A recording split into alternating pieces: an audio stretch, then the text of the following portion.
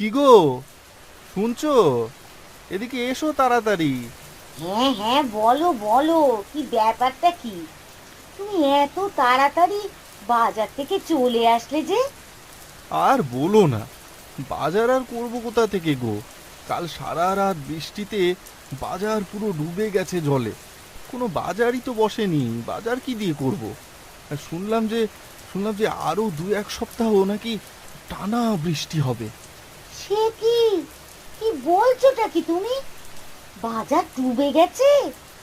আর 2 সপ্তাহ যদি বৃষ্টি হয়, মানুষ খাবেটা কি বলো তো?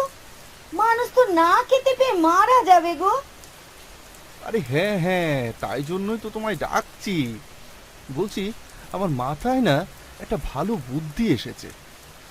বুদ্ধি এসেছে? কি বুদ্ধি গো? এই সময় আবার কি করবেটা কি তুমি? আরে হ্যাঁ, সেটাই তো বলছি। আগে ব্যাপারটা শোনো।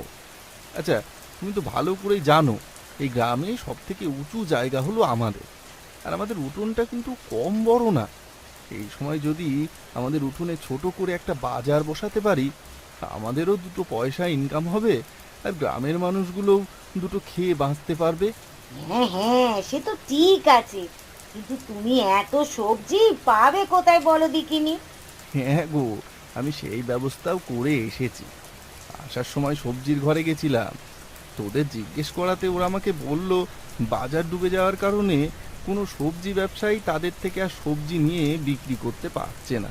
তাই আমি ঠিক করেছি ওদের থেকে সবজি এনে আমরা আমাদের উঠোনে বিক্রি করব। তাহলে লোকে আমাদের উঠোনে বাজার নিতে আসতে পারবে। আর শুধু সবজি না, তার সাথে আরও কিছু রাখবো। মাছ রাখবো, ডিম রাখবো, মুরগি রাখবো। বাহ, তাহলে তো ভালোই হয়। তাহলে তাই করো কেমন? আর আমি তোমার সাথে আছি, তোমার কোনো চিন্তা করতে হবে না। আমি যতটা পারবো তোমার হাতে হাতে করে দেবো, কেমন? হ্যাঁ হ্যাঁ, আর আর বেশি দেরি করব না, বুঝলে? কালকে থেকেই সব শুরু করে দেব। তা তুমি এক কাজ করো, আগে তুমি আমাকে দুটো খেতে দাও। খেয়ে দিয়ে আমি যাই দেখি বাজারগুলো সব জোগাড় করি।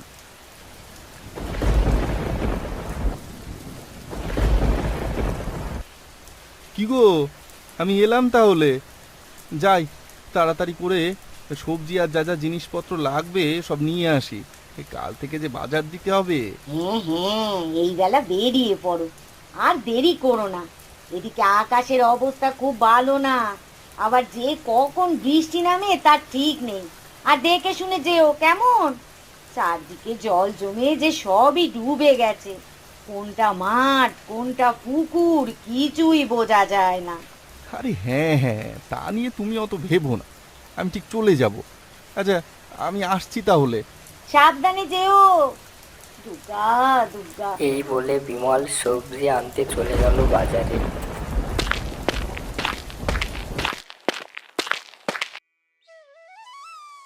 আরে বিমল, তুই এখানে বাজার দিয়েছিস বাবা? ভালো করেছিস, ভালো করেছিস। আমি তো সকালবেলা ভাবছিলাম আজ বাজার কোথা দিয়ে করব। গ্রামের বাজার যে পুরোই ডুবে গেছে। আ- আচ্ছা বিমল, তোর পটল কত করে রে বাবা? 5 টাকা কেজি কাকা। কতটা লাগবে তোমার? বাহ, তুই তো দেখছি সবজির দামও কম রেখেছিস।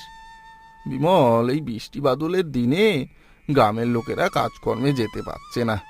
গ্রামের লোকেদের ভালোই হবে, একটু কম টাকায় সবজি কিনে খেতে পারবে। দে দে, আমায় 1 কিলো পটল দে দেখি। আর আর 500 বেগুন দে। একটু কাঁচা লঙ্কা আর ওই ওই 2 কেজি মতো আলু দিয়ে দিস।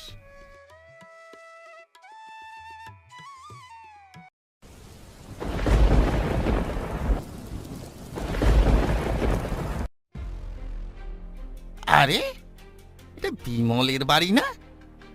বিমল আবার বাড়িতে বাজার বসিয়েছে। আর ভালোই তো ভিড় বাজারে দেখছি। আচ্ছা বেটা, গ্রামের বাজার বন্ধ বলে তুই সুযোগের সদ্ব্যবহার করছিস। দাঁড়া, দাঁড়া, তোকে করাচ্ছি বাজার। আরে বিমল, তুই বাজার কবে থেকে দিলি রে? এই তো খুড়ো, আর 4 দিন হলো। কিন্তু বিমল, মাঠ গাছে সবই ডুবে গেছে, আর এদিকে বাজারও তো বন্ধ। এই সময় এত সবজি তুই পাচ্ছিস রে কোথায়? কেন, তুমি জানো না? আরে আমাদের গ্রামের সবজি ঘরে যে বাজার মজুত করা থাকে, আমি ওখান থেকেই সবজি এনে বিক্রি করছি। আচ্ছা আচ্ছা, ভালো করেছিস ভালো করেছিস। আচ্ছা আমি এখন আসি বৃষ্টির রে, দিনে কেমন? বিমলের সবজির ব্যবসা ভালোই চলছে।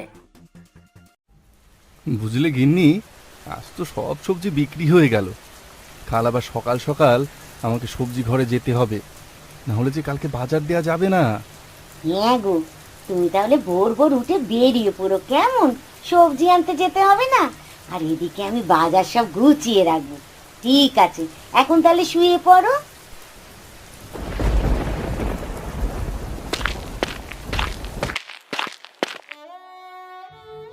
আরে, কি ব্যাপার গো, তুমি খালি হাতে ফিরে এলে যে?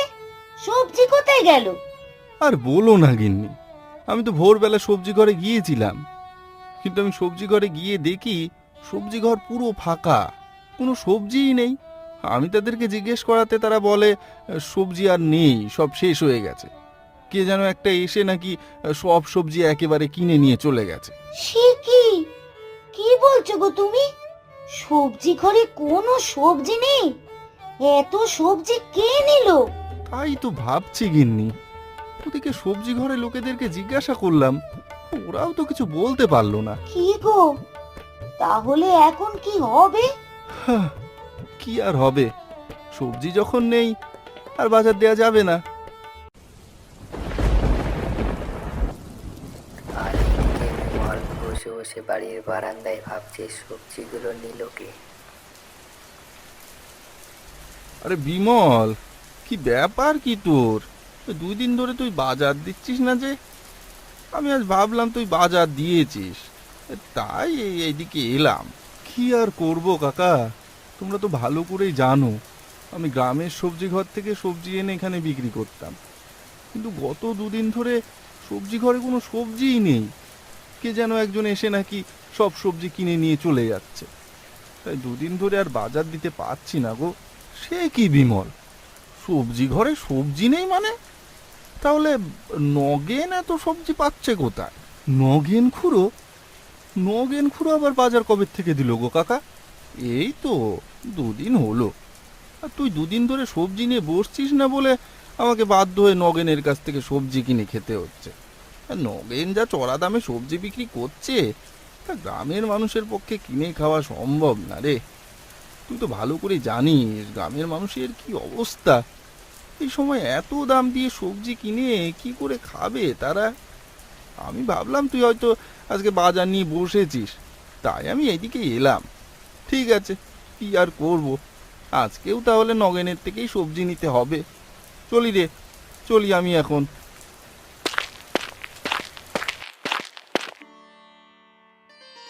আরে বিমল, কি ব্যাপার কি? তুই এদিকে আয় আয়, এদিকে আয়। আরে নগেন খুড়ো, তোমার কাছে এলাম একটা দরকারে, বুঝলে? বলছি, তুমি কোথা থেকে সবজি আনছো গো? সবজি ঘরে তো কোনো সবজিই নেই। হ্যাঁ তা তো আমি জানি, ওর জন্যই তো আমি কলকাতা থেকে সবজি আনাচ্ছি। ও আচ্ছা আচ্ছা, ভালো করেছো নগেন খুড়ো, ভালো করেছো। কিন্তু নগেন খুড়ো, তুমি যে এত দাম দিয়ে সবজি বিক্রি করছো, গ্রামের মানুষরা এত দাম দিয়ে সবজি কিনে খাবে কি করে? তুমি তো সবই জানো কি অবস্থা গ্রামের মানুষদের। দেখ বিমল, এখানে কিছু করার নেই রে। কলকাতা থেকে সবজি নিয়ে বিক্রি করতে গেলে একটু দাম বেশি পড়বে। তাও খুড়ো একটু কম দাম নিও গ্রামের মানুষদের কাছ থেকে। দেখ বিমল, তুই আমাকে ব্যবসা শেখাতে আসিস না। আমি এখানে ব্যবসা করতে বসেছি, কোনো ধর্মশালা খুলে বসিনি যে লোককে বিলি করে বেড়াবো। তুই এখন যা তো এখান থেকে, নগেনগুলো রেগে যা। গিয়ে বিমলকে তাড়িয়ে দিল।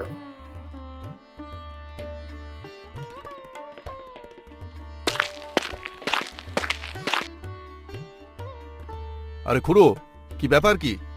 আমি শুনলাম তুমি নাকি খুব চড়া দামে সবজি বিক্রি করছো। আমার কাছে গ্রামের লোকেরা এসে নালিশ জানালো। কি আর করবো জমিদার বাবু, আসলে এই সবজি আমাকে কলকাতা থেকে আনাতে হচ্ছে তো, তাই একটু দাম বেশি পড়ছে। কলকাতা থেকে আনাতে হচ্ছে মানে?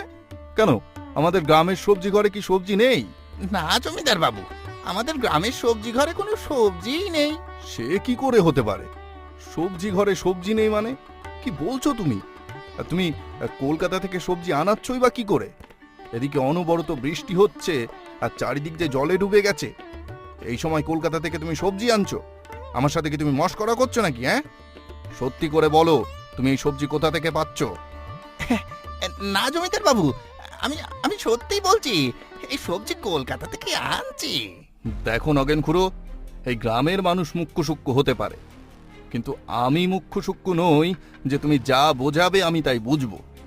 তুমি কি সত্যি কথা বলবে, না হলে এই গ্রামের লোকেরা যেভাবে ক্ষেপে আছে তোমার দোকান সহ কিন্তু তোমাকেও পুড়িয়ে মারবে। এখন ভালো চাও তো সত্যি কথাটা বলো। না না জমিদার মশাই, আমাদের কিচ্ছুটি করবেন না। আমি আপনাকে সব সত্যি কথা বলছি। আসলে জমিদার বাবু, বিমলের বাজার দেয়া দেখে আমার স্বামী একেবারে হিংসায় জ্বলে যাচ্ছিল। তার জন্য সে ঠিক করে যে সেও বাজার দেবে। তার জন্যই তো সে সবজি ঘর থেকে সব সবজি কিনে আনে, যাতে বিমল আর সবজি না পায়, আর আমার স্বামী যাতে চড়া দামে সবজি বিক্রি করতে পারে। এই এই এই, তুমি কি বলছো? হ্যাঁ, কি বলে যাচ্ছ আবল তাবল? যা খুশি তাই বলছে। তোমার কি মাথা খারাপ হয়ে গেছে নাকি? হ্যাঁ, জমিদার বাবু, ওর কথা একদম বিশ্বাস করবেন না। ও ও ভয়েতে আবল তাবল বকছে। সে তো আমি বুঝেই গেছি যে কে সত্যি বলছে আর কে মিথ্যে বলছে। এই, তোমরা দুজন নগেন খুড়োকে ধরে নিয়ে জমিদার বাড়িতে নিয়ে এসো। আর বিমল, তুমি ওর সবজি ঘর থেকে সব সবজি নিয়ে এসে গ্রামের মানুষদের মধ্যে ভাগ করে দাও। এটাই হবে ওর শাস্তি।